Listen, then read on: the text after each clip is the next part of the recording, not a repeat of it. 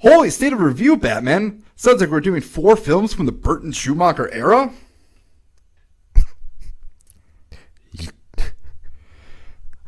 Gee Willikers, Batman. Sounds like the cat got your tongue.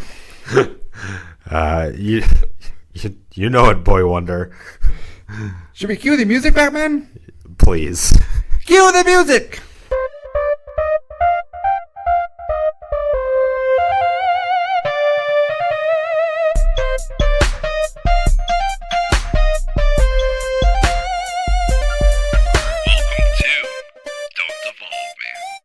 Welcome to Don't Evolve Me, the place like Ash, Kush, and Pikachu. We don't evolve, we just level up and yawn while we do so. Right, Brandon? Yeah, it's a tired day today. You're going to make me yawn now? I'm sorry. Because he just yawned as we started, and he's like, I can't stop. Yep. I'm waking up.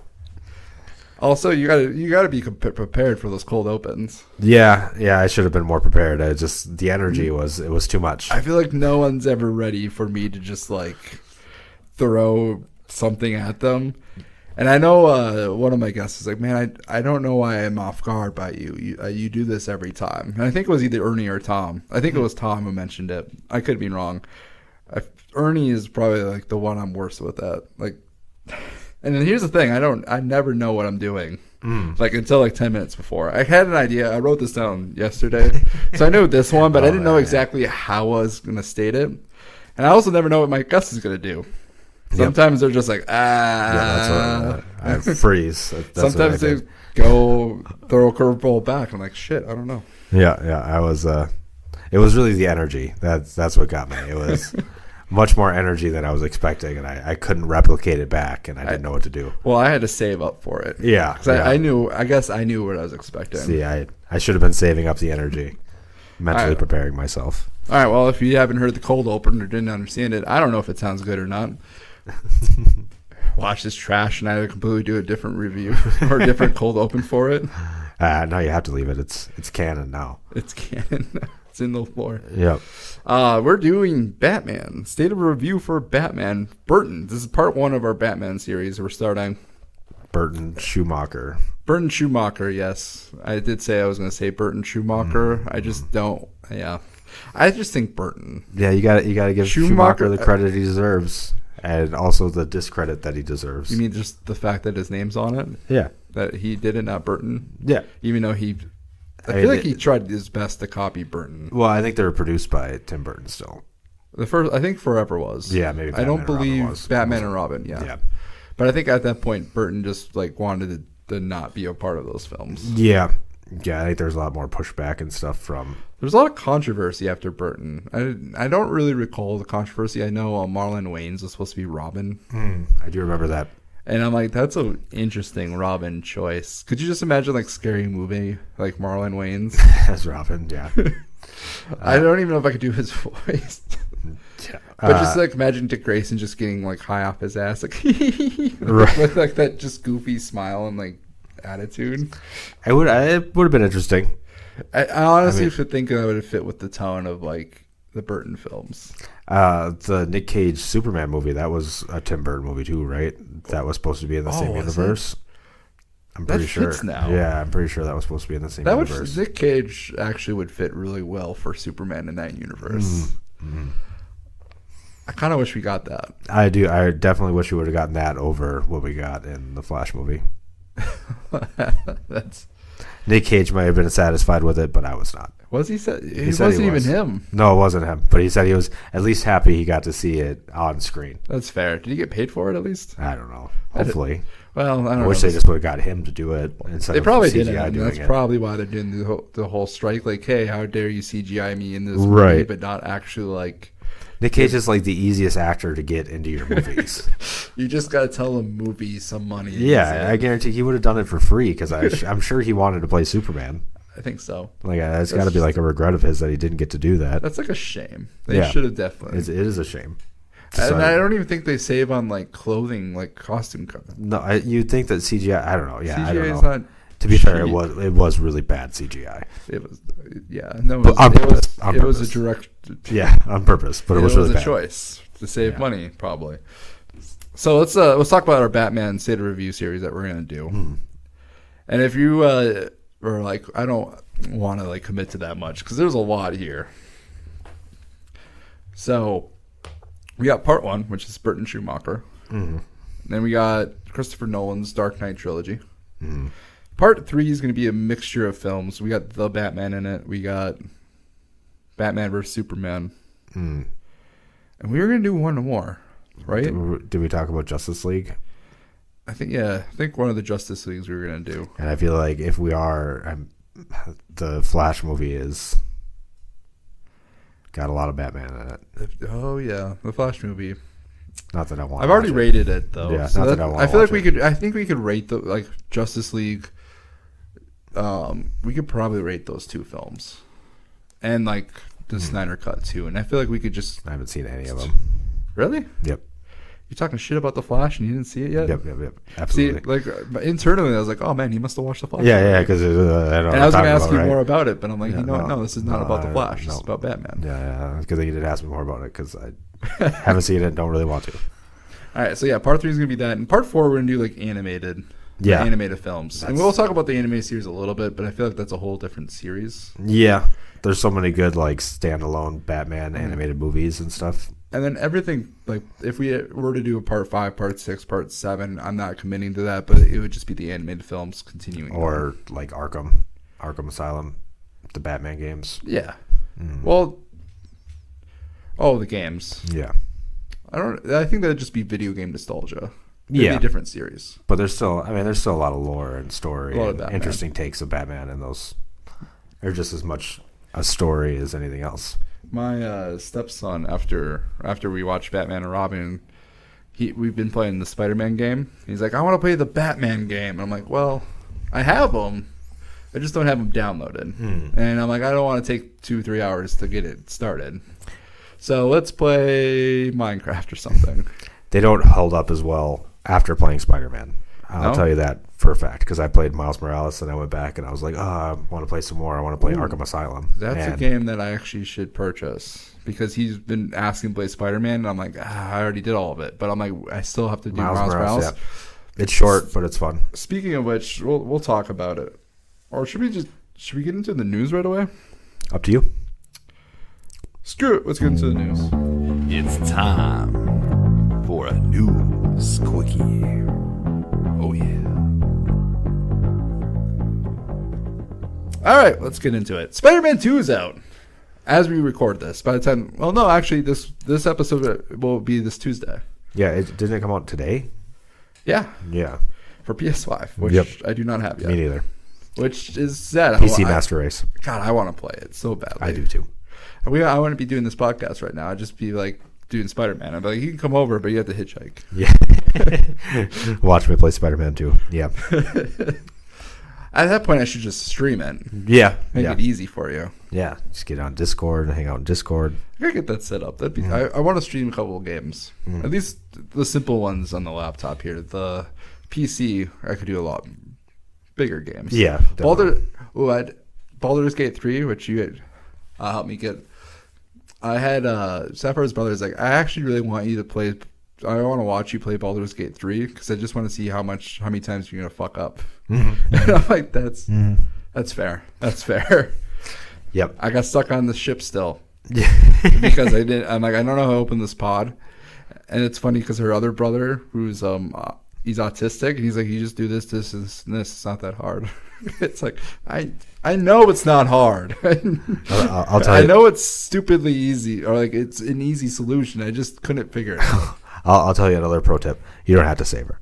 Huh? You don't have to save her. She'll save herself. Oh. Spoilers. Come on, man. Yeah. That's that. No, I want to save her. I don't know that information. Yeah, I'm telling you right now, just for the sake of getting your game moving, because that is very much the tutorial area. I know. I know. I'm like, I can't even get out of this shit. But yeah. So Spider-Man 2 is out. It looks good. The story apparently is amazing. Yeah, I can only imagine it's good. And I read the reviews record. I read. They're like, at least the one I read, they're like, it's good, but it doesn't improve upon much more. I'm like, does it really have to? How much more does it have to improve? Right. Well, to be fair, like playing Miles Morales after playing the first Spider-Man for PS4, I was like, it's just going to be an expansion. Somehow it is better. Like Yeah. actually, like mechanically, it Yeah. feels better. The swinging, it feels better. It's going to be. Right. They're improving. But it is like even that game is very small things because it is already like almost a perfect formula that is set up so well that it's just about tweaking little things to make it a little bit better. You know what I mean? Like they're already on that cusp to where it's like without adding just like insane levels of randomness into it, like it's not going to be that much different. And that's when I read the review, they're like, all the villains are very similar. Like like the fighting similar, swinging similar, the map similar. I'm like, well, it's in New York still, yeah. I'm like, you could do a different city, but it wouldn't feel like Spider-Man. Yeah. So you can only expand upon it. I don't know. All right. What other news BioShock movie. There's a BioShock movie coming out? Well, it's been in the works for like 5 years. It's like one of those developmental hell movies. But it's being made for Netflix, I believe. And they did a update, and they're like, it's still being written. It's one of those movies where they're super proud about it, but they're still writing it. Yeah. And I'm like, how do you do a BioShock movie that's interesting? Have you played BioShock? I played the first one in Infinite. Did you beat it? So like, you know how it ends? Are we supposed to beat games? On occasion, yeah. I do occasionally, not always. I'm like, with ADHD, I'm like, I don't know. Maybe 50-50. It takes a certain kind of Spider-Man game. I finished. Oh, yeah, I 100% of that game. And Miles Morales. I'm actually getting close to my second playthrough. Yeah.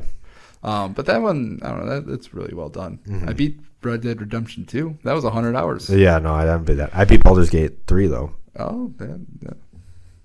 That was like 100 hours. But, man, if we went through like my game consoles, like, yep. Oh, I could played it, didn't finish. I could name like 6 games in the last 4 weeks. That Cyberpunk 2077, I put like 60 hours into that game and haven't gotten back into it. Armored Core 6, I'm on like the final level, but my game is messed up. Remnant 2, I didn't finish that. I got to like the final boss in one of my playthroughs after like 100 hours. Really bad at getting to the very end and then not finishing. Nice. Yeah, I do the same thing with shows a lot too. Get to the last episode and not watch it. I don't do that. I'm good at finishing shows unless it's like a show that I just no longer like. The Flash is one of those examples where I'm like, yeah. There's like shows that like came back, like Loki's came back. I haven't watched the 2 episodes yet, and I'm like, I can wait on this one. I think that's just also Disney Plus for you now these days. I'm just at that point. Yeah, the fatigue is real. Gen V is another one where I'm like, I know it's really good. I'm going to be. I've been keeping up on that one. I'm like, I'm going to be super excited, but I'm just when me and the wife have a chance to actually watch something. She's working 10-hour days, so it's more or less like, hey, I know I can do 1 episode of One Piece. I don't know if I can do a 6. I told you shouldn't have started that show. Hey, I'm in episode 93. Yeah, I'll tell you what. You're going at a much faster rate than Alex. He's been watching it for like the last year and a half, and he's on like episode 600, 700. Yeah, I mean that's still pretty good. Yeah, well, you started what, like a month ago? Like 6 weeks now. Yeah, so you're already a tenth of the way done in a month. You'll be done in less than a year. I don't think we're going to continue that fast, though. Okay. We're at the point where like season 2 is now. I think we're probably at season 2 end, I believe, depending on how fast they want to go through some of these smaller arcs. So we'll see. Let's continue on because we'll stay on here all. I real quick with news. I did see that Gen V got picked up for a 2nd season. Oh yeah, that got picked up. I saw the news after I wrote this. So yes, Gen V season 2 is coming out, and Gen V you watched 5 episodes. You think it's great. I thought the first episode was great, and I will be reviewing Gen V. I will be reviewing Loki. I will be reviewing, and I still have to give my review for Blue Beetle. Yeah, just need to stop watching so much One Piece. Yeah, and kids. Yeah, I want to do all the things. Let's just think here for a second. 90 episodes of One Piece at 20 minutes apiece. How long is that? Oh, I think that it was like a month or so for like all the episodes. Yeah. Someone did the math. Yeah. So you think about that, and then you think about all these other shows that there's only a couple episodes of that you could have watched in that time. Nah, You'd still be caught up, but you started One Piece. But I wouldn't be as far as in One Piece.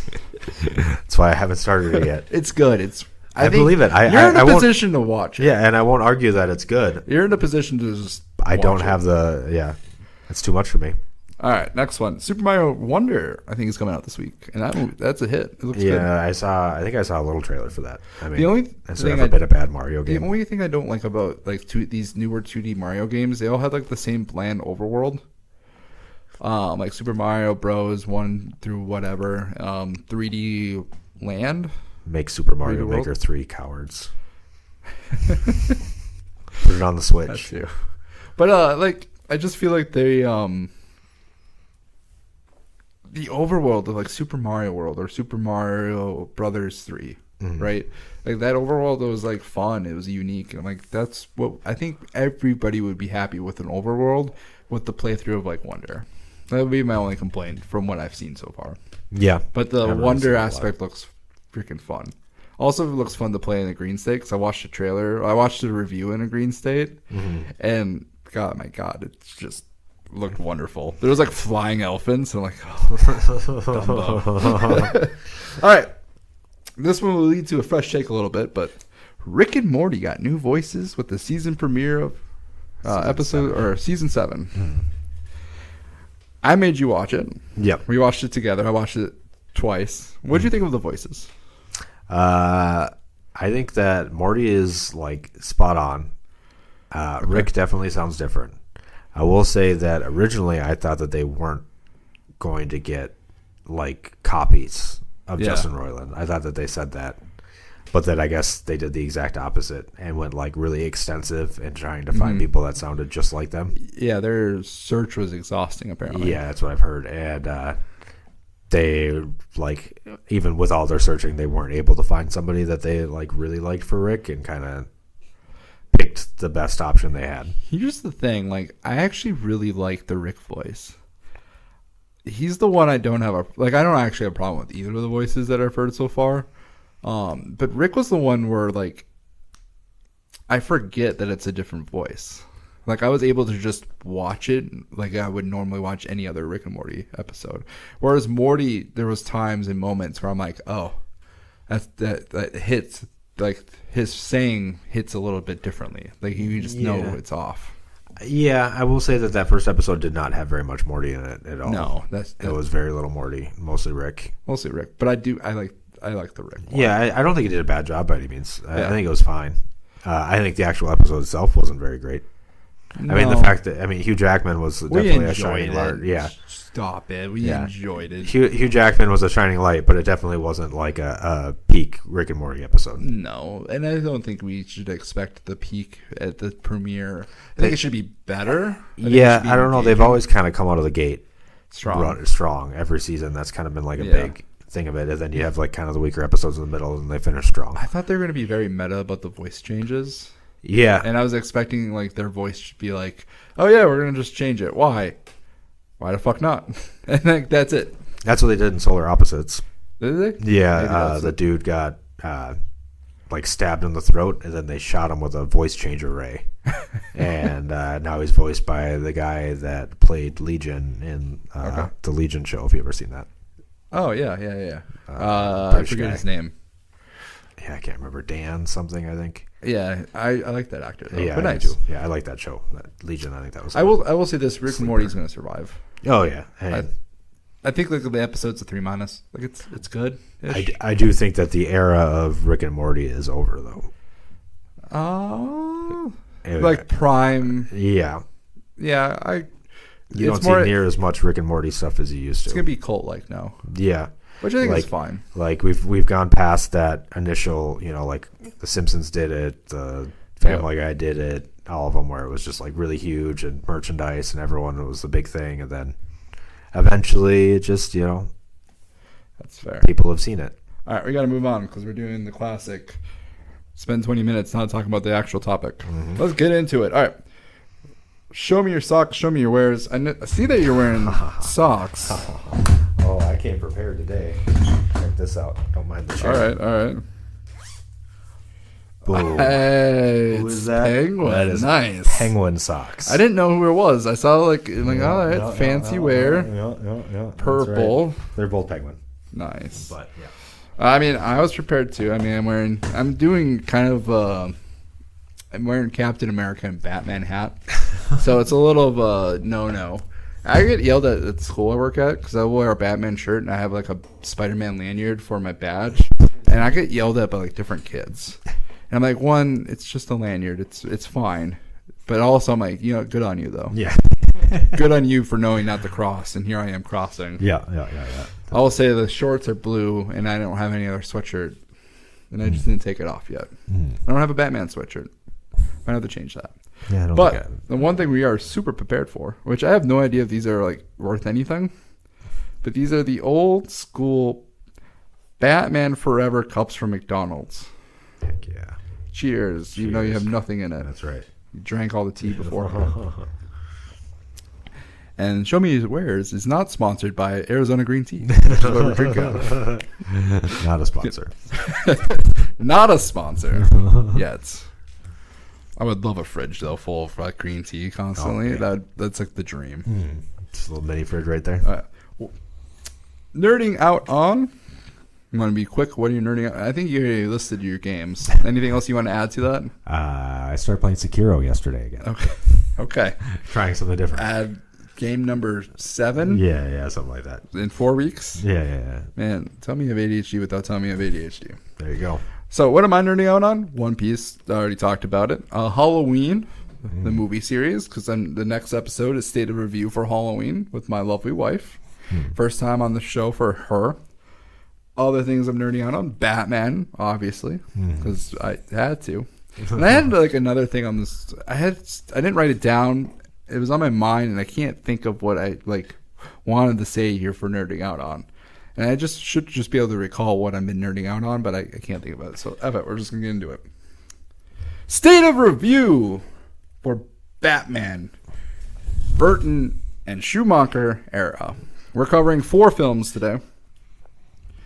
Batman, 1989. Batman Returns. We got Batman Forever. And Batman and Robin. And I think the first thing I have to say is, because in all the TikTok reviews, I seem to like critique the titles, especially now that they're like getting from the the like 1, 2, 3, 4 titling. It's more like subtitles now. And I feel like I have to like critique some of these before we move on. Okay. What do you got? So Batman, fine. I think it's, classic. Right. It's the name. Straight it's to the point. first, I'm pretty sure it's the first live action Batman that's not Adam West. I think so, yeah. Batman Returns. It makes sense. Classic old film sequel. Yeah. Batman has returned. Yeah. He didn't go anywhere, but the movie's back. I mean, like, there's like Return of Zorro, that kind of stuff. Yeah. I mean, it's essentially like the word version of 2. Yeah. I mean, it kind of fits, right? Because it wasn't it in the Burton movies that his parents were seeing like Zorro or something like that when they died? Yeah. No. I don't really, for a title though, like it's kind of, to me it feels lazy. Yeah, 1995. 1992. 92. Yeah, I caught myself. Feels a little lazy though. I'm like, I don't know what I'd call it though. Just you wait. Batman and the Pussycats. Yeah. Batman and Please Fuck Me. Like that's what. I mean, if you're gonna get too into it, you got to think all the Batman movies have done the same thing. Batman 2 into it. I mean, go early 2000s with it. Yeah, that's it. 2 Batman 2 Handles. 2 Batman 2 Furious. Yep, that's the one. Batman Go Meow. I don't like that one. Okay. This next one I don't really care for. Yeah. Batman Forever. That's the worst one. What the fuck does that mean? Yeah. It has Forever has nothing to do with the movie. It's like they didn't know what to do. They're like, oh, we already did Returns. He already returned. Well, I guess he's here. How long is he here for? Forever. He's here forever. Batman Forever. Yes, that's it. Forever Batman. We did it. Reminds me very much of like the Rick and Morty Szechuan thing. 7 years. Yep. Oh, yeah. And then Batman and Robin, which is fine. I feel like the third one should have been Batman and Robin. Yeah, that would make a lot more sense. Or is it too spoilery? Yeah, I don't know. I mean, was it a spoiler? Right. It's like Robin's in this film. I don't know. I feel like the third one should have been Batman and Robin. That would actually make sense with like the villains teaming up, heroes teaming up. Like, it would make sense. And then like the last one, like the Bat Squad, The Bat Squad. the Bat Family. I feel like it has to be an ice pun of sorts. I feel like it was a missed opportunity. Well, what's the animated one with Mr. Freeze? Yeah. I forget what that was called, because that one actually was like a decent title. Yeah, and it's actually a really good movie. It was. It feels like more of an episode than a movie, though. It really is just like a long episode of the animated series. Yeah, like it's good, but I'm like, it's not movie good. It's not go to the theaters good. It's not. It's just like a solid episode of TV. I also feel that way with Batman Phantasm as well.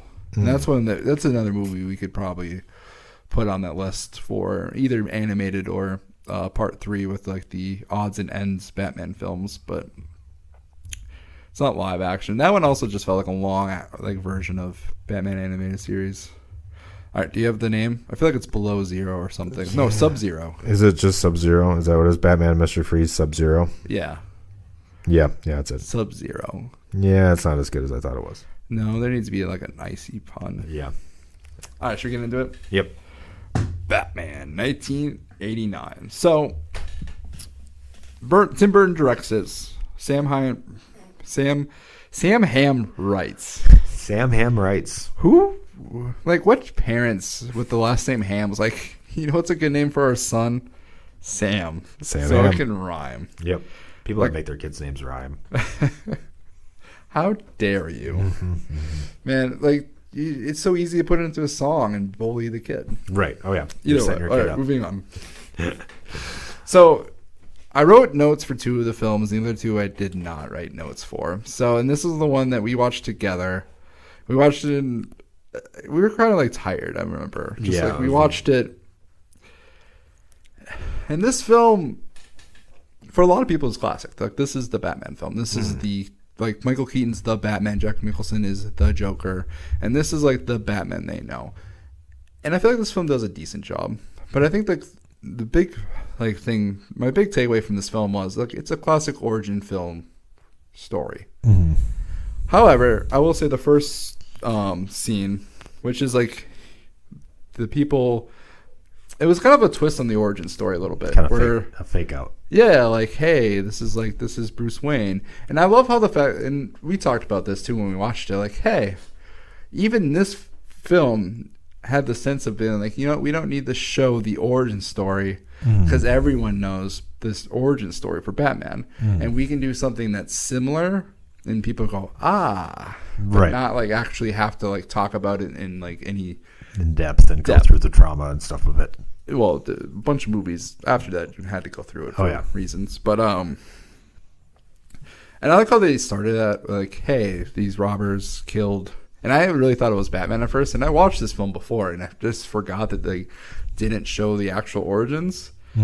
And I thought it was just a nice, like, neat twist. But like, it felt like off. I'm like, this doesn't seem like Batman. This doesn't make sense to me. And I'm like, oh, it wasn't. And then Batman shows up on the scene. I do like that opening, even for the time, because it feels very dated watching it now. But like with the lens of like, this is 1989, this is like for superhero films, this is pretty good. Him coming in, dropping in, and he's like, I'm Batman, was pretty dope. Yeah, It was a pretty epic. What was your thoughts? Pretty much the same thing. Like, I thought it was an interesting approach, and definitely kind of to tease it and show it without actually showing it. I mean, they like tease his origin without really showing any of his origin. He's just, I mean, literally in the opening moments of the movie, he's Batman. There's no him becoming Batman. Like, he is already Batman. Yeah. This, sorry, I'm just like, I don't have it like note oriented, so I'm like, all right, what? So this film is weird because like it doesn't say a whole lot, and I feel like the story is more of a Joker origin story than it is a Batman origin story. Because this movie focuses a lot on Jack Nicholson. Yeah. And what was your thoughts on his approach? I think, especially going forward and looking at it, Tim Burton definitely had a different take on like all of the classic villains. He did, kind of on their origins and stuff. For better or worse, it's definitely unique. but this one was comic oriented though. This is the Red Hood origin story. Yeah, but the making him a lot more of a gangster Yeah. type villain, which is, He was second in command. yeah. and then he got mad that he got set up. He falls into the bat, then becomes crazy. Because isn't the Red Hood? Wasn't he just like an unknown, like the Red henchman, Hood- the like Red in Hood- the comic books, and then he gets dumped in the The bat? Red and then Hood becomes is the more Joker. of He wasn't like a top dog boss. Or well, no, like that. Red Hood. I know Gotham, the television show, does this, but You Red can't Hood is talk more or about less like a role or like a myth where Oh, like okay, yeah, many yeah. I remember. Yep. many criminals take on the role of Red Hood, and I don't know like his origin story, like he just was the Red Hood, but I know in like many iterations, like it's more of a role that gets passed on. Gotham. I might just be thinking of the Gotham. I think I have heard that. I don't know if it was from Gotham or not though, but yeah. So yeah, he falls into the bat, and then he becomes crazy. But it's like weird because his crazy isn't crazy. It's like superficially crazy. It's like on the surface. It's like theatrical. Yeah. He goes from like being like an ass of a mob boss or second in command boss to, you know what?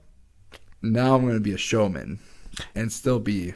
To be fair, though, he already kind of was like that because, like, even in the beginning, when they show him in like one of those gangster meetings, Yeah. all the other people were wearing like black suits and stuff like that, and he's wearing a bright purple suit. Oh, yep. He's already like kind of He's eccentric. flashy and eccentric. Yeah, exactly. But like It definitely amplifies that and makes him do it even more. But all of like the stuff that he does isn't just like for pure anarchy, like the Dark Knight Joker. Yeah. Like he's actually got a plan and like a goal and motivation behind it. Well, yeah, it's to kill the mob boss and then become the mob boss, become the Joker, and then he gets really fixated on Vicky Vale, and then he was trying to kill Vicky Vale, right?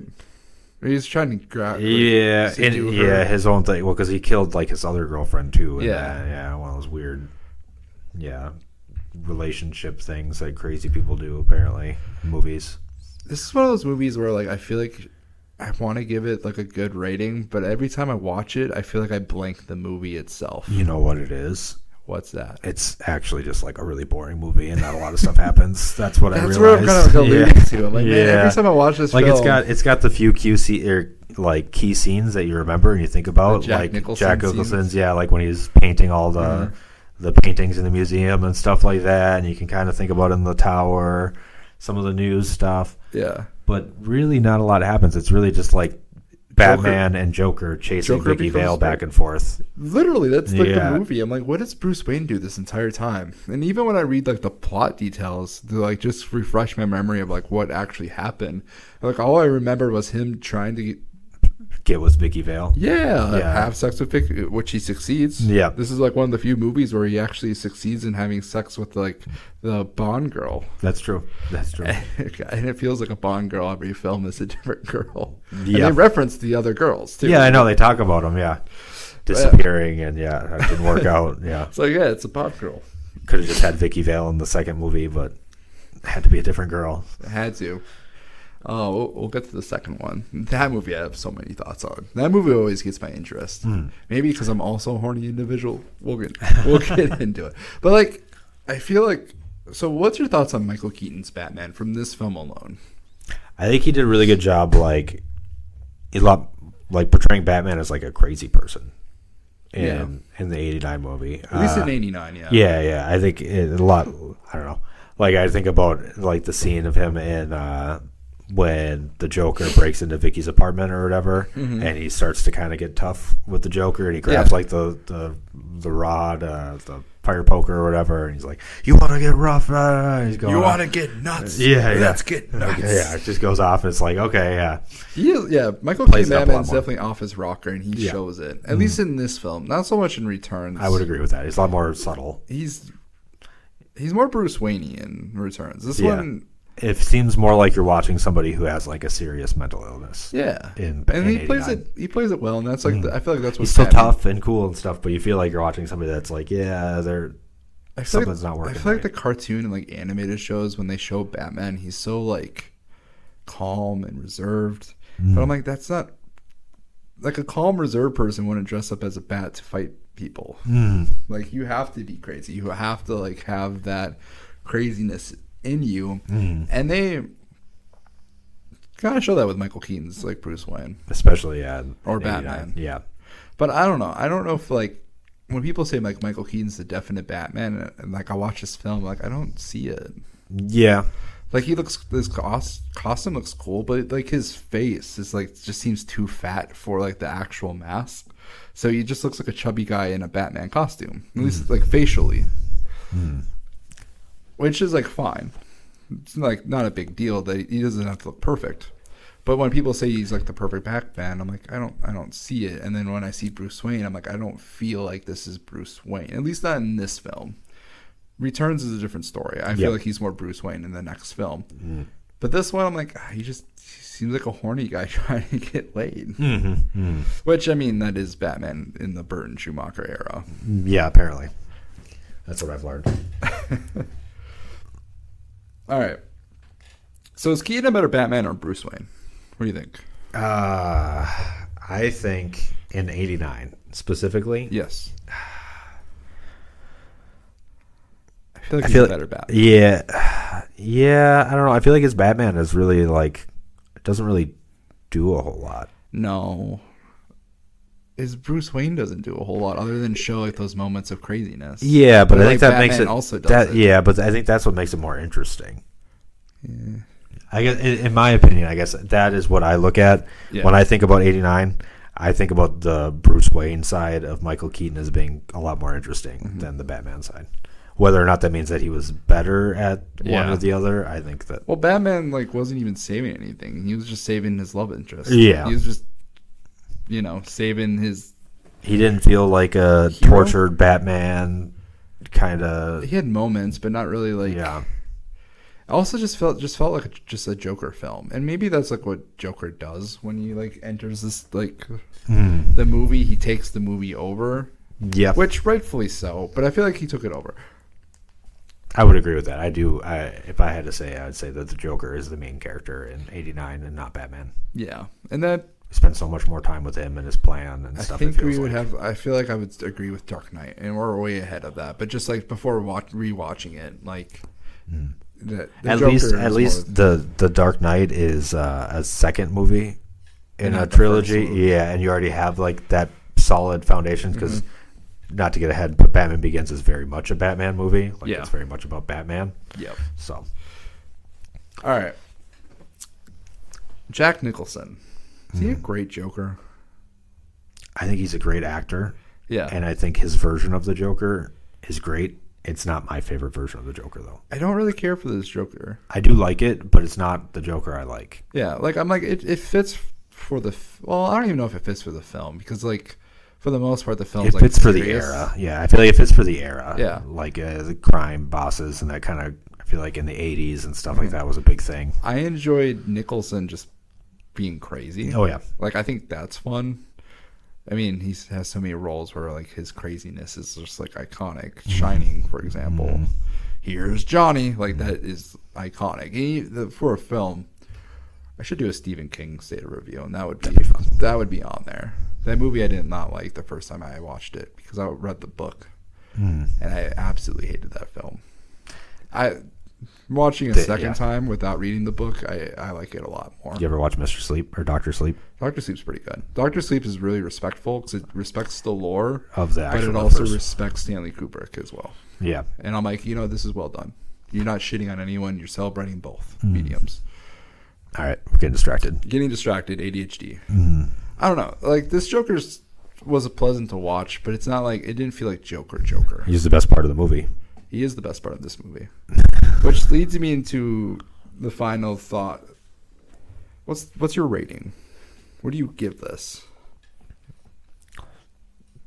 I feel like all of these are probably going to be pretty close to the same. Okay. For me, just because they're all, I don't know, like the expectations are pretty low with these superhero movies to begin with, especially like older back then. Yeah. So like you're not expecting to see like freaking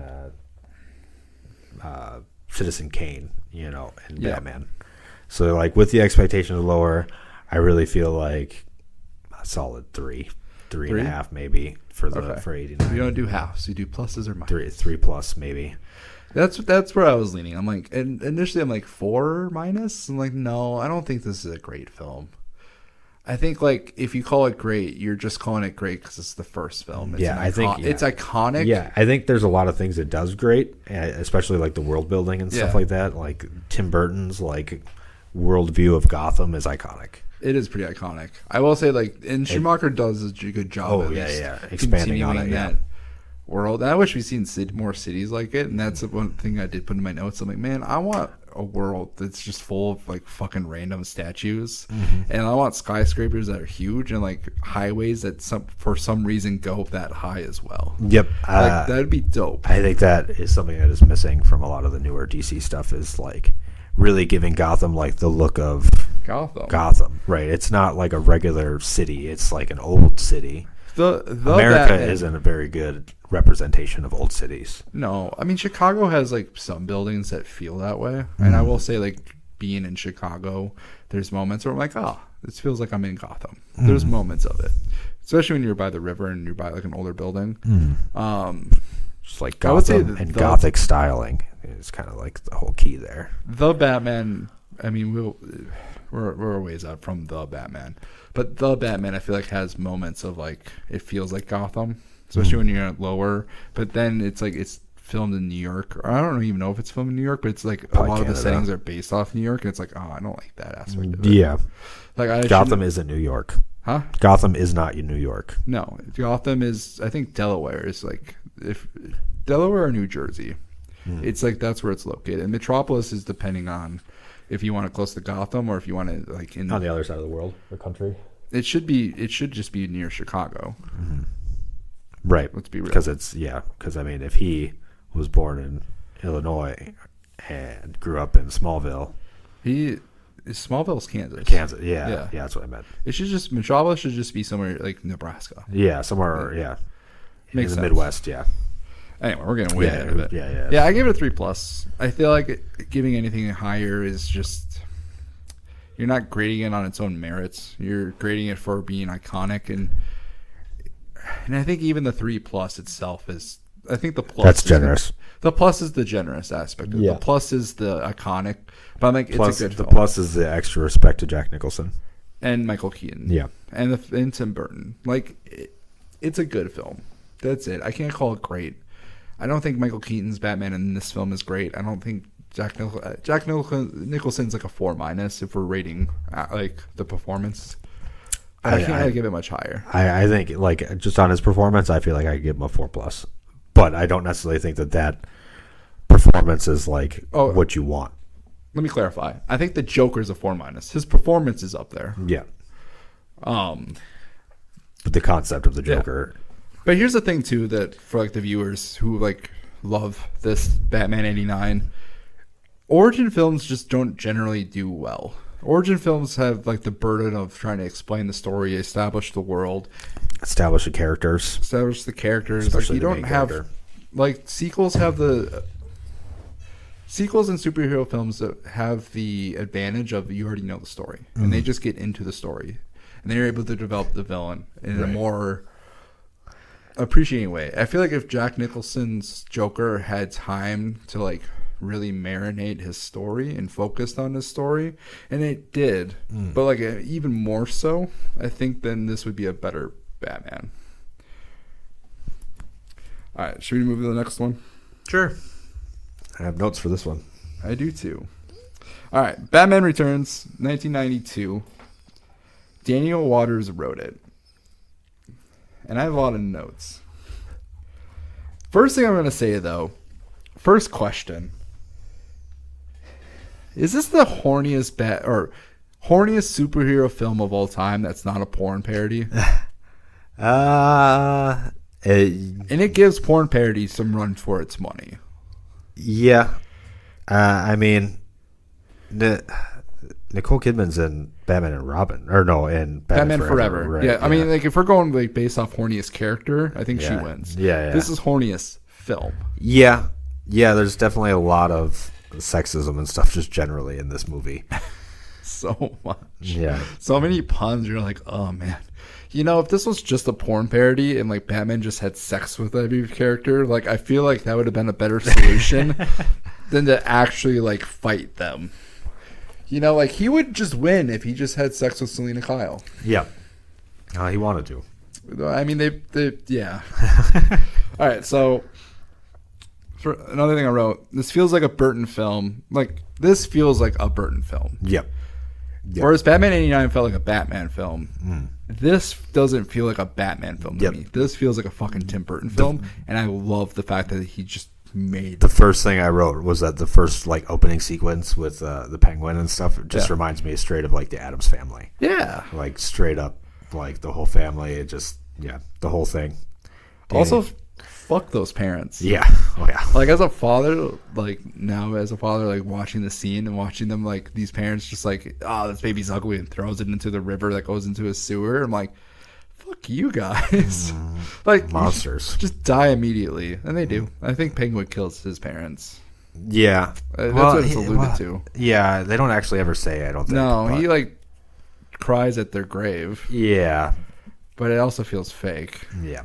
I'm pretty sure it was fake. I think so. I think you already knew they were dead. And then we get actually like this film I really, really like for the fact that like I feel like we get more Bruce Wayne. And I feel like we get Bruce Wayne being Detective Batman. And I wrote in here, I'm like, is this the best Bruce Wayne Michael Keaton?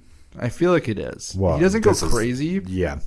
But like it just feels like we get more Bruce Wayne aspect. It's not just him trying to get laid. It's him trying to get laid and figure shit out. Yep.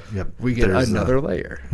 Like he's immediately intrigued by the penguin and everything. Yeah. I wrote down like even I thought it was interesting.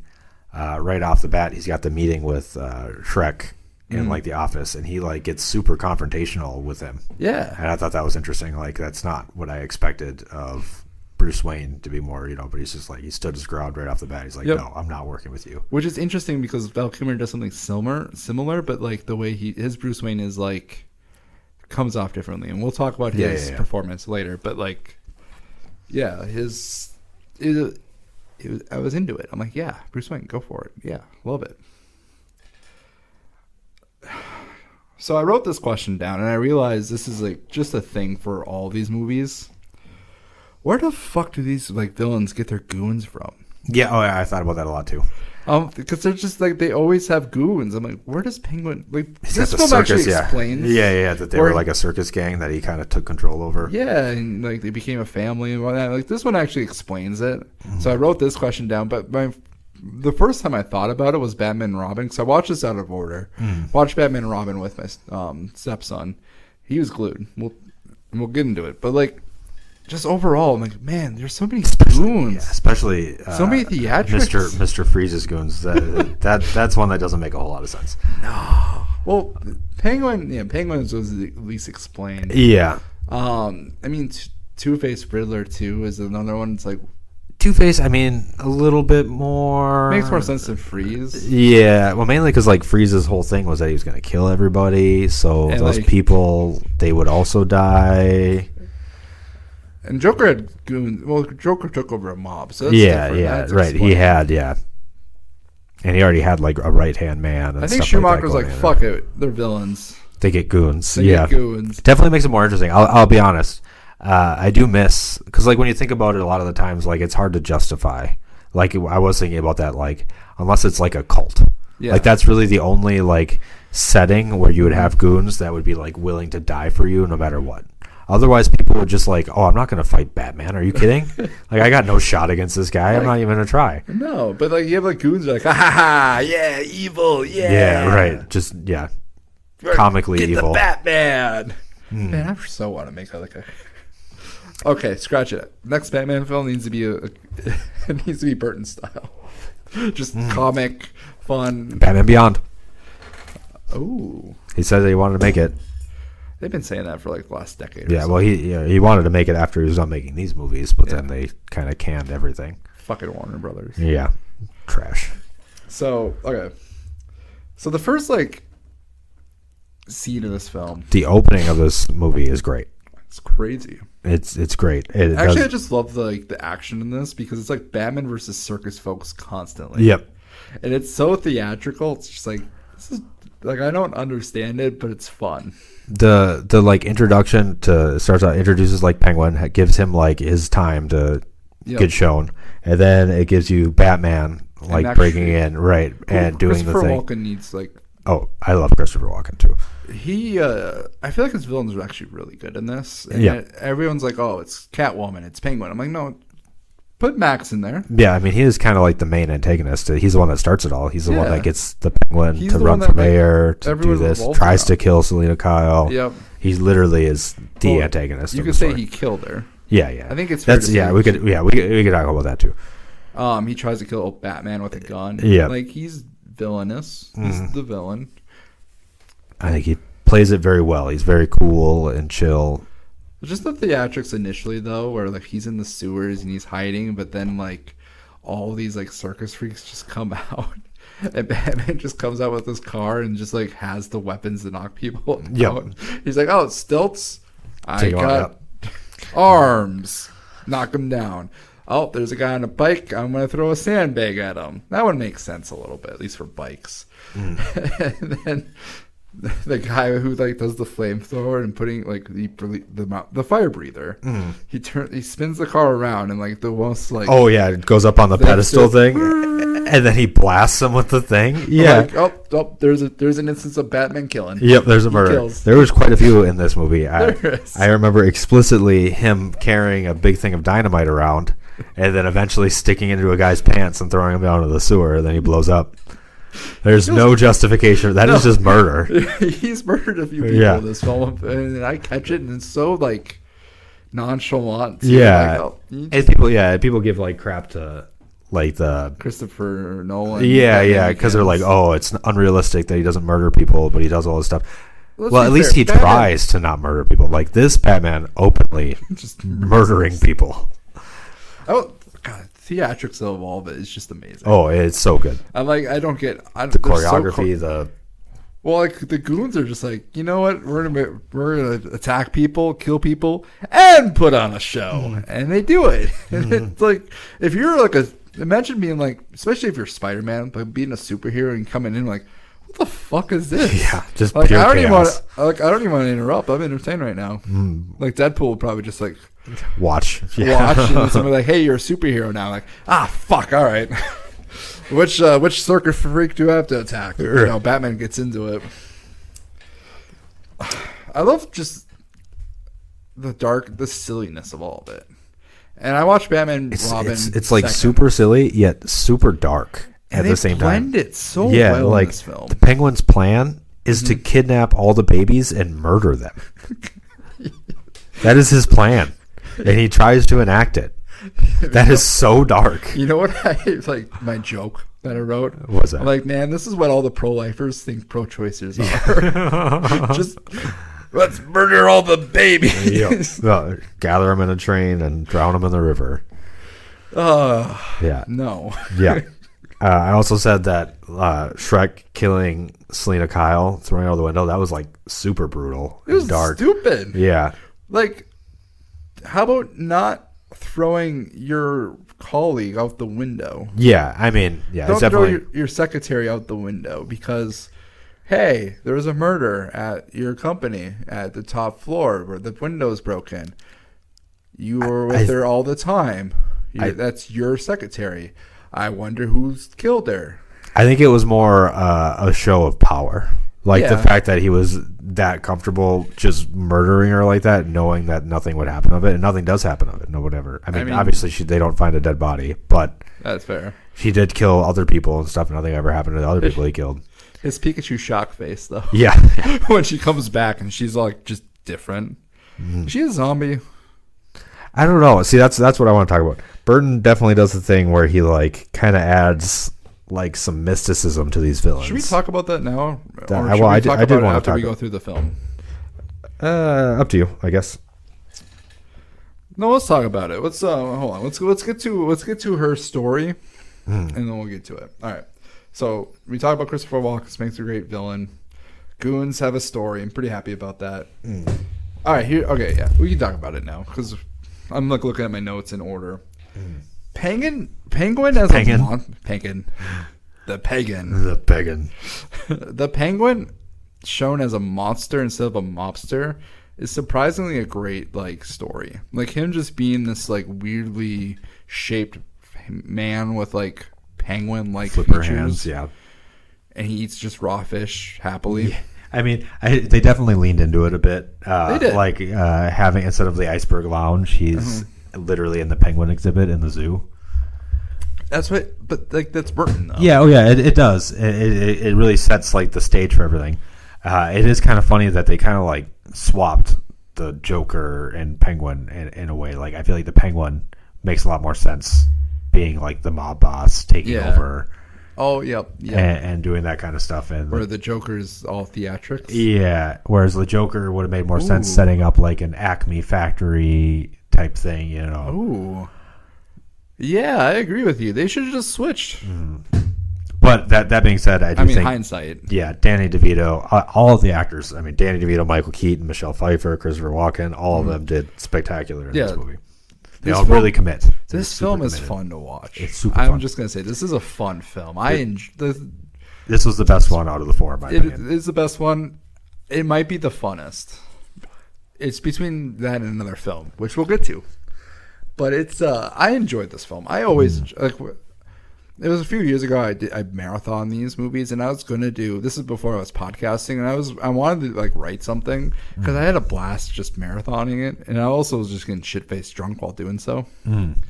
But this one was like the one that I actually was pleasantly surprised by. I agree. This was the film that I'm like, you know what, I like. Yeah, actually, I was like, I wasn't like when it was over. I was like, oh. No, I have to watch the next one. And I just like the fact that they made monsters out of both the villains. And it's a different take for both of them, but I feel like it just works well with the Burton aesthetic because he's so much more monster-like. And I feel like penguin eating fish and Catwoman trying to eat a bird. In the same scene. Yeah. No way, it was him going after a cat. Yeah, but it was like very close. Yeah. But just the fact that like Penguin's a monster, and it works for the world, right? And he's still human, but he just has monster-like features. And then Catwoman literally being a zombie from Cats. Yeah. And I didn't know what they were doing at first with her, but the fact that she just, like, kept making cat live references. She's like, I'm a cat. I have 9 lives. And, like, she kept dying, or, like, kept getting, like... in situations that would... She would just fall. Also... Here's something I noticed. She never lands on her feet. Yeah, that's a good point. That's not very cat-like. She always lands on her back. Yeah. And the first time makes sense, but she really should have landed on her feet like every other time. Yeah. Even, in the thing of kitty litter, the sand thing. It was a missed opportunity. Yeah. They will make kitty litter puns, but they won't have her land on her feet. Like, have her have cat superpowers like she's Halle Berry. And I think that's what they were trying to go for. They did in some respects. I mean, like the fact that she was able to like all of a sudden fight and stuff like that, like it didn't really show her having any physical prowess before that. Imagine having a superpower where like, you're normal, you're just timid, then you get your superpowers and you're like, you know what, fuck it, I'm gonna do flips everywhere. Yeah, I know so many flips. I know every scene she was in, she flipped out. Yep, gotta flip out, backflip out of the scene like. What the fuck? Yeah, do cats do a lot of flips? Did you just imagine like being saved by like this freaky cat person? And you're like, thank you. You're like, who are you? You're just waiting for Batman or some other hero. Slaps and then you. Backflips. Yeah. Slaps you. Backflips away. Backflips like, what the fuck? Yeah, what just happened? Honey, can we move to Metropolis? This is weird. Yeah, this city's crazy. Who the fuck lives in Gotham? Yeah, right. Oh, that is another question. Who would choose to live in a city like that? I don't know. I will say, I feel like Gotham is like Philadelphia or Baltimore. Yeah, I see Philadelphia a lot. I see Baltimore because I know Baltimore is like very close, but like outside looking in, it's like one of those cities that has a lot of crime. And I know Philadelphia might have more, but like Baltimore has like The Wire covers the Baltimore crime. It's just not as big as like what Gotham would be. But I get that sense where like, if you are from Baltimore, like everyone's like close. Like it's not a bad city. And maybe there's like that aspect of it, but I'm like, man, Gotham has so many crazy people. Like, I don't know why you would want to live in Gotham. Like, if I was to pick any place to live in like the DC world, one, it wouldn't be big cities. Yep. Wouldn't be Smallville. Yep. But fuck, it wouldn't be Gotham. That's like the worst place I would never want to be. Yeah, I feel like did we talk about this in another podcast? Being a normal person living in a superhero world. Yeah, I think so. And how terrible it would be like terrifying. in any of the worlds, really. It would not be great. Yeah, because you have to be dependent on like heroes who are crazy. Yep. Yeah, you're literally relying on. All right, that's kind of what we do. But let's continue getting into it. So we're Penguin's in a monster. I like the aspect of him getting public attention. I really liked his storyline in it, like becoming mayor or like attempting to become mayor. Well, it all wrapped up really fast. I'll say that, but it was enjoyable. Well, he wanted to be a public figure. He gets Max Shriek's attention, and Max Shriek's like, "Hey, we'll make you mayor." And I'm like, you know what? I like this. It fits his comic book story. It fits this aspect of it. Him, like, he's a monster, but he's going for public adoration. Yeah, they play up the sympathy card a lot for him and stuff like that, which makes sense. With his parents, even though I'm pretty sure he murdered his parents, rightfully so. Fuck those parents. Even though, I do like. It was a little confusing at first because Bruce, when he's watching, he's like, "Oh, I hope he finds his parents," but then like the next scene, he's like, "Yeah, I don't trust that guy." Very quick to immediately turn on him. Like, I don't trust him. I don't know. I feel he was right to be suspicious. But it was interesting for was he right? Like, he's right that there's suspicion, but like it feels more judgmental on Batman's part. Yeah, but when you're proven right, you're proven right. That's fair. Yeah, just not, I don't know. Yeah, it's like having no evidence and then accusing somebody, and then you just happen to be right. It's like I was right, but like you had no evidence to say. Like, but what if they had no evidence, but they're right every single time? That's different. That's Batman. That's a TV show. That's Batman. Is it Batman? Batman usually has some pretty good evidence. Yeah, but he's always right. So when he's got a hunch. Oh, yeah. Usually, I would go with Batman's hunch. He does have pretty good hunches. I wrote, who gives a fish as a present? Like, Max Shriek says, like, here's your present for you. He brings him downstairs in front of the crowd of people, And he's just, like, eating his fish. Like, I also just love that scene because he's just, like, he doesn't like everybody. And then they're, like, Danny DeVito's such a good actor. They're, like, casually making fun of his physical appearance. And I'm like, man, those guys are idiots. Someone's going to die here. And then he eats. He's like, at least my long nose doesn't have blood in it. He's like gushing blood, yeah. What? Yeah. I will say, it's just watching this just shows me why Danny DeVito was perfect for Always Sunny in Philadelphia. Like, this is it's just Frank. Danny DeVito's great. Yeah. I did write down a couple quotes that I really enjoyed by the Penguin. What you put in your toilet, I put on my mantle. And you flush it, I flaunt it. I enjoyed both of those quite a bit when he was talking to Max Shriek. I wrote some. I don't think I did for this film. I think that was the only quote I wrote down, but that one, it really got me. There's so many. Oh, there's some really good lines, but yeah. What you flush down your toilet, I put on my mantle. I think I did a little bit better later on. I started doing it like notes like 20, 30 minutes into it, and then retroactively wrote notes. I went the other way. I started with a lot more notes and then got less. All right, Selena Kyle, we already said she just needs to be laid.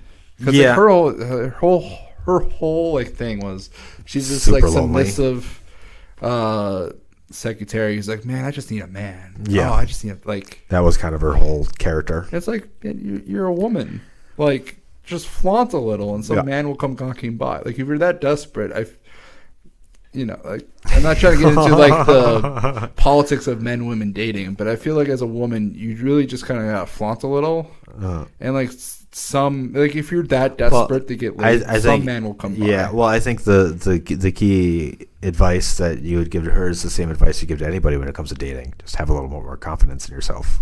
Yeah, that's really all she needs. She was very timid and afraid even to like speak up and talk to them. To be fair, the way they treated her when she did try to say something at the meeting, and they're like, "Oh, you make a good cup of coffee, but we don't really care what you have to say other than that." I will say, the sexism was hard. There was a lot of sexism. Here. Yeah, I really it, but at the same time, it did kind of go to like empower Catwoman. Yeah, and I do think that the overall message was more so of empowerment, and like it was,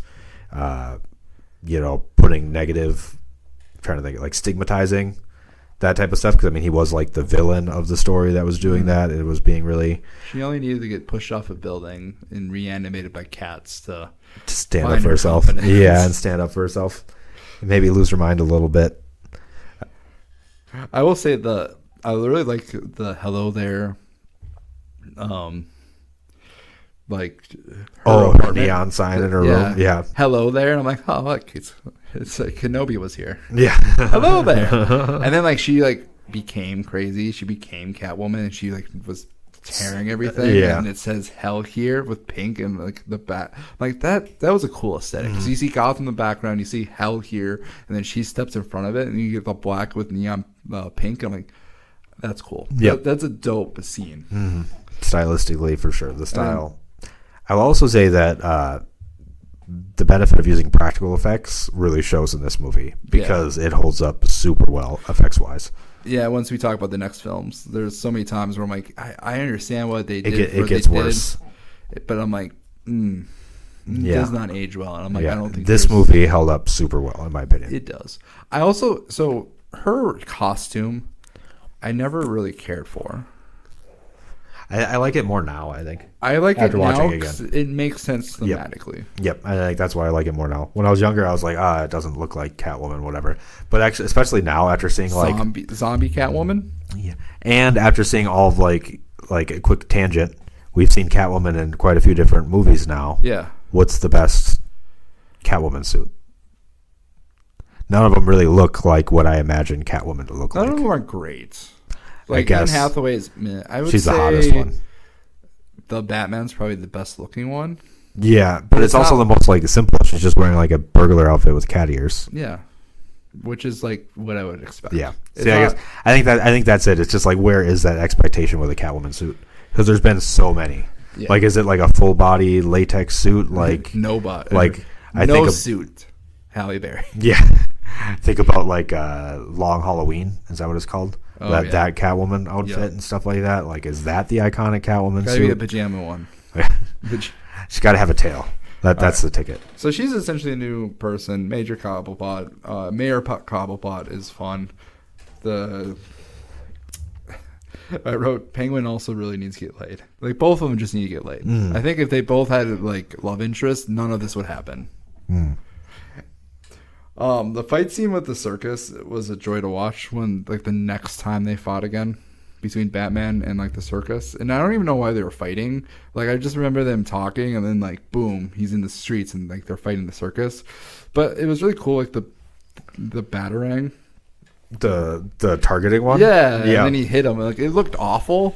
But, like, the talk. Because, like, it's like, circus freak, circus lady with the dog. The dog catches it. I'm like, fuck, that dog's awesome. But then they even use it later, which I thought was interesting. They used it to set him up later. Yeah, it wasn't just like a one-off thing. There was an actual plan behind it. And no, like, it's so cool. Like, I love how this all just comes together. I will say, a bunch of random circus clowns understanding how to reverse engineer the Batmobile and put it back together secretly, that was a little hard to believe. That was like the one part of the movie I was like really, you're gonna tell me like it's the last movie, they got the blueprints too. Yeah, the last movie, like, the people couldn't even get through the shell of the Batmobile, yet these people were able to completely disassemble it and put it back together in the time it took Batman to leave and come back. I loved it. It was a good scene. Making him run people over in the streets and stuff. I feel like they really could have gone a lot further with the framing of Batman and like letting it go on. It kind of just like falls off as soon as he exposes Cobblepot. Yeah. And then all of a sudden, like all this stuff, everyone's like, "Oh, I guess it wasn't Batman." Apparently, this movie, even though they did do a good job. This movie should have been a 90-minute, or 100-minute, and this was 120, and I felt like it dragged. They were all exactly 2 hours long. Yeah, and they're all like too long. Dragged. That's why I watched them at 2 times speed. You cheater. Saved by Key later line was funny, but She keeps falling. I wrote Keaton has a chubby face for the mask. Mayor posters are pretty cool. I will say, I skipped this line. Penguin and like Batman, when the first like confrontation with their actual suits, just visually I was like pleased by it because Batman costume just looks super dope. Like the 89 costume is pretty iconic and pretty cool looking. It might be the best costume. Yeah. And but the Penguin just aesthetically in his full suit and like top hat, like I enjoyed it. I'm like visually pleasing. This is a very pleasing Penguin. And there's a lot of scenes that are not like that. I feel like the whole movie was very good to watch. Like not necessarily like pleasing to the eye, but it was all very stylized and everything. Every scene there was something interesting to look at. So can we talk about like, all these sexual puns? Yeah. There's the pussy I've been looking for. Yeah, that one. Naked, sexual, charisma, Batman. Yeah. Like that was literally a line. And then after the first confrontation for both Catwoman and Penguin, they're like, kill Batman. It's like, well, that escalated quickly. Yeah, that was. I feel like that was pretty shoehorned in just to give them a reason to work together for a short time. This line, thought of busting Batman makes me feel dirty. Yeah. Maybe yourself a bath. Maybe I should give myself a bath. And then just stares. And Penguin's like, Yeah. I'm like, God. Just fuck. Just like, please. Yeah. Just turn this into a porno because I can't take it. Like at that point, I'm like, I can't take this anymore. Yeah, it was pretty cringe. It's cringe, but also just like, man, get these people laid. Yeah, I will say, aside from that, Bruce and Selina's relationship, I thought was probably the best out of all the movies with him and a love interest. I think it was the most realistic and the most. I mean, this Batman just wants to get laid too. Yeah, but I feel like there's like the actual like connection between the two of them. I feel like it was the most realistic because like it was pretty good. It was the most realistic like that they would actually be together because they're both like damaged people. You know? I mean like. And whereas Vicky Vale is just kind of like a reporter in the right place at the right time. Yeah, and then he just so happens like, oh, let's go on a date. I don't know. The next movie was a pretty good choice for Batman too. Yeah, but yeah, it is. I will say Catwoman's probably the perfect woman for him. Catwoman just like canonically, like Catwoman makes sense. I don't know if I don't really care for like this version, but it's because Bruce Wayne's just like, ooh, pretty woman. Yeah, like he literally in his Batman costume when he sees Selina Kyle out in the street, like he's fighting these circus freaks. There's chaos everywhere, and he literally just stops for like 5 seconds just to stare at her. You're telling me you wouldn't? Huh? You telling me you wouldn't? No. I don't believe you. I would hyper focus on the battle. Yeah. There's too much shit going on, Brandon. You know this. No. And girl, you're hyper focusing on the battle, surveying everything around you, right? Yeah. Because you can't just focus on the guy in front of you. Could be somebody over here and attack you. You see somebody you've never seen before, a hot chick dressed up in a tight leather cat suit. Well, no. She wasn't in a catsuit. She was in her secretariat. Okay, yeah. He was staring at the secretariat. If it was a different story. Yeah. But the scene I'm referencing was like the first time he ever seen her. I'm like, okay, man, this Batman also just needs to get laid so he can focus on his fucking job. Michelle Pfeiffer is very pretty. She is. Especially in this movie. Okay, well, let's get through this because we got to get to the other films before the 2-hour mark. All right. Cat falls for a third time, still can't die, starts referencing the wives. Yeah. It definitely seems like there's some legitimacy to it. I kind of jumped ahead a little bit. All right. I said Bruce Wayne's in his mansion often. Bruce and Selina are together. Bruce trying to get laid again. Vicky Vale gets a mention. Yeah, I did notice that. Yep. Canon. We get lore. They don't sleep together for reasons, which I'm like, man. Yeah, they didn't hook up.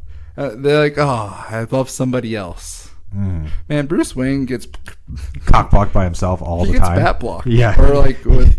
Yeah, he bat-blocks himself. By Batman. And then Superman has the same problem. Well, no. Kind of. Yeah. But he reveals his identity with Lois pretty quickly, I believe. I don't know about... I guess it depends on the storyline. Okay, but like movie-wise, like... These 4 movies, he's always getting blocked by Batman, and like vice versa. He's like, "Hey, I'm Batman. No, I'm saving myself for Bruce." Yep. That was good. the smile on his face, but we're getting ahead of ourselves again. Many suits, many calls, many boots. I'm like, it makes sense. Batman framed again, and for the most part, pretty well. I liked how they framed it. I think they could have done more. That was maybe my only complaint, is that it didn't go far enough. CGI bat armor is meh on the car. Flying back effects of the bats are better than the 89. Penguin proposes to the Catwoman. Mm-hmm. Cat declines. Penguin tries to kill her. I'm like, man, he's like every toxic boyfriend ever. Marry me. No. Ah! Yeah, sends her flying. Falls for a third time. Not on her feet. Penguin goes for a joyride. So I like this. The fish tank bat cave button for the bat shoot. Oh, yeah. He he has to roll up his sleeve and reach down to the fish tank. That's clever, but also like not convenient at all. Well, I also like is that the one where the Bloody Maiden opens or whatever? Yeah. And Alfred's like, I'll take the stairs. And then he goes down the chute, comes out, and like 2 seconds after he gets out of the chute, Alfred is right there behind him. So the stairs were literally the same amount of speed. Hey, if you have a slide or stairs, which one are you taking? Yeah, I know. You're taking the slide. But like the slide must be like so much further than the stairs in order to make it the same amount of time. It's just the amount of effort. Yeah. I did enjoy that. Bat mix kills Penguin because they go into the Bat cave and they mix up the thing, and I'm like, Bat mix. So story's over. Cool to see the intelligent side of Batman. I wrote, and then he gets tomatoes and cabbage thrown at him. Oh yeah, the mayor thing. And he's like, why does everyone always bring tomatoes and eggs? Yeah. He didn't say cabbage, he said eggs. And I'm like, well, that doesn't quite work. It's only cabbage and tomatoes. But I was thinking when he was saying it, I was like, why the fuck like, is someone just selling cabbage nearby? Yeah, right. Like, man, this is great. This is picking up, yeah. And here comes Cabbage Corp. My cabbages. Didn't think I was going to make that reference today. Should have. We were talking about cabbages. Umbrella gun. He just starts shooting everybody. Monster runs away. And the same from the beginning. And then the plan is to kill all the babies. And this is where I wrote the pro-lifer line. Batman says no to the party. He's like, wait, Selena Kyle might be there. Yeah. I'm like, God damn, man, just fuck her already. I did get laid. I did like the scene of them realizing who they were when they said the same line again under the mistletoe. That was cool. That was when I started, I was like, but Catwoman didn't know. She knew that he was Batman after that. Yeah, but he had to like reveal the mask at the end of the movie too. No, I think that was more just to get through to her. I think that she did know because like the look in her eye, because she says, "Does this mean we have to start fighting right now?" Yeah. So she knew. Also, they were very underdressed. Everybody was like, with full costumes. Yeah. And like those two were just like underdressed for the occasion. I'm like, yeah, okay. Ironic, right? That they would be underdressed when they're. I think that was the point. Movie gets a little long. I wrote like I started getting bored and like started getting. The Penguin invasion, too. Yep. Rocket. I love the speech. Some of you will die. Actually, most of you will die. But it's for a great cause, so thank you. All. Like, where the fuck does he get all the penguins? I know it's a penguin exhibit, but like it's literally that's an army of penguins. How do you feed all of them? Who is watching the zoo? That was my question the whole time. Like, someone is normally in charge of taking care of these. Do they not see all of this stuff going on? Or Catwoman versus Max. Batman reveals a secret identity. Max says you're fired. Yeah. Like Trump, too. Yeah. And I'm like, wait. Did Donald Trump steal that from Christopher Walken? You're fired. Because that would be a very Trump thing to do. Right. And I'm not even going to talk shit about Trump. Like, that's just what Trump does. I would say he made it more iconic. Yeah. Moving forward. Catwoman really has 9 lives because she keeps dying. Yep. What a shocking twist that she kills Max. Yep. As in a shocking kiss. I will say that, like, in all of these movies, he has been Bruce Wayne has been surprisingly quick to potentially share his identity. It's the Superhero Cafe. Hey, girl, do you want to know my secret identity? Yeah. I'm Batman. Yeah. I'm like, okay. I'm like, I understand that more. Yeah. Because in these films, he's always like, you want to know my secret? Yeah. He's always on the verge of telling somebody. All right. Penguin dies. Max dies. Catwoman seems like she dies at this point. I'm like, I think she lives. she does. She does live. They do show that. I'm like, if they're all gonna die with all this chaos, why not just be a vigilante that just shoots guns at people? Yeah, the same results happen. With less chaos. Like, I'm not saying like it's right, but I am like, if you're gonna allow all this chaos to happen when you could just shoot and kill. Yeah, I will say that like that doesn't feel very Batman to me, letting Catwoman kill him.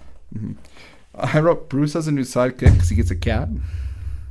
Yes, should be Batcat. Batcat. It'd be really cool to see like an actual cat fight crime. Yeah, you see dogs. You don't really see cats. No, I mean, like, it doesn't make sense because cats are like, fuck you, I don't care, I'll do what I want. But it would be cool to see. All right, so I have a few questions. Is this a Christmas movie?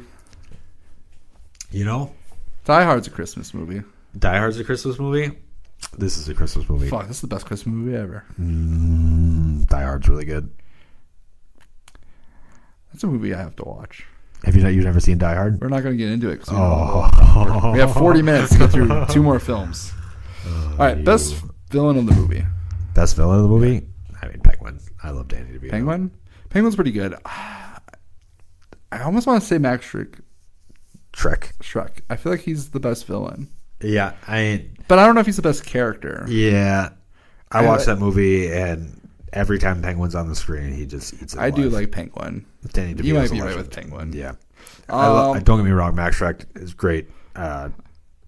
I did think as one little thing I noticed that was kind of interesting about him is in the beginning of the movie when the circus gang shows up. Yeah. They like are trying to kill him or whatever, right? Yep. And his son gets in the way, and he's like, and they're like, "Oh, we'll kill you." And his son's like, "Oh, get out of here, Dad!" And he just leaves his son. Yeah. Like in the gang.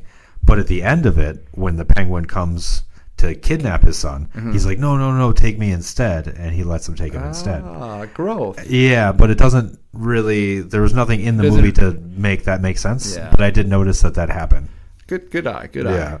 I'm like, I remember seeing it, but I didn't think of anything of it. Yeah, good eye. The fact that it happened twice, and the first time he leaves his son, and the second time he takes over. Let's get to some of these questions. Yeah. Horniest film ever. That was a question. More Burton or more Batman, would you say? I mean, I feel like this is like the Tim Burton movie. Yeah, I feel like this is a Burton film. Like, more so. All right, last question. Thoughts on Penguin, Catwoman, monster angle? I know we already addressed this, but do you think it works for this iteration? Yeah. I think it follows the theme. And it kind of leaves it open to make... Because it doesn't like explicitly like say they have like powers or anything like that. Yeah. It's not like they have powers, but it does kind of like leave the rules a little bit more open and wishy-washy, which makes you... We're still learning what they can do. Yeah, it makes us like kind of easier to suspend your disbelief about Batman even and stuff like that. Like it's easier to take him seriously as like a real person when you're looking at these people as more than people. I will say this about Catwoman: if this was in any other iteration, I probably would hate it. I don't like this version of Catwoman, but I like it for this film. I thought it was very interesting, a lot more than I remember as far as... Well, Catwoman the movie does something fairly similar. Yeah, but that's terrible. And then she gets cat powers. It's literally like a remake of this origin story, but done terribly. I gotta rewatch that film. Yeah, I want to know where I put it. I think 90% of the reason why that movie is so hated is because of the CGI and stuff in it. Probably. But the other like 10% is all just cat puns constantly. All right, let's get in the ratings so we get the other films because we're running out of time already, man. Yeah, it was 20 minutes beforehand. All right, what rating do you give this? If I give the other one 3.5, I have to give this at least a 3+, at least a 3+. Maybe a 4-, probably a 4-. I was leaning 4-, and then I did 3+. That's where I ended with, because I thought like the middle to last act was meh. Yeah, it ties things up. It definitely doesn't stick the landing as hard as it starts. So like during then I wrote 3+, but like now looking back at it, I think everything just works well, and I can't really explain it because it's silly, it's dark, it's like the fun of it, the enjoyment out of it. I think kind of overrides some of the like plot holes and stuff. like plot wise, it works. Yeah, for the most part. There's not like plot wise. I don't complain about any. Like, there's nothing to complain about. Everything kind of ties into each other. Everything just works. The motivation, everything works together. You know, fuck it. It's a 4-. Yep. And it might be higher than that. Originally, I gave this a 4 when I first watched it. Before, like, I did podcasting, I just had the scale for my own benefit. But I think this is definitely a 4-. I'm changing it. Yep. I think 4- is a good rating for it. All right, we're gonna take a quick break and then we're gonna do Batman Forever. All right.